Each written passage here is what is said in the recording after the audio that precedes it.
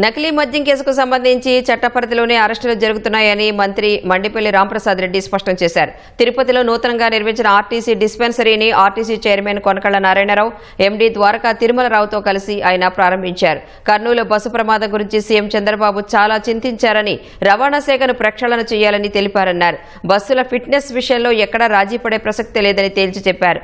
రాష్ట్రాన్ని zero free accident రాష్ట్రంగా మార్చేందుకు ఏపీఎస్ఆర్టీసీ చర్యలు తీసుకుంటుందన్నారు.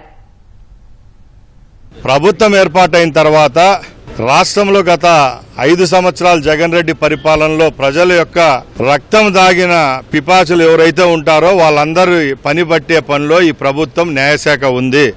ఈరోజు జోగి రమేష్ కానివ్వండి, ఇంకా ఎవరైనా కానివ్వండి, రాష్ట్రం యొక్క చట్టం పరిధిలోనే ఉంటారు.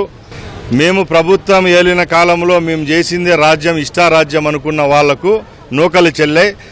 ఎక్కడ ప్రభుత్వం యొక్క ఇంటర్వెన్షన్ ఉండదు. ఏదైతే చట్టాల పరిధిలోకి వాళ్ళు వస్తారో దాంట్లోనే వాళ్ళు శిక్షార్హులు.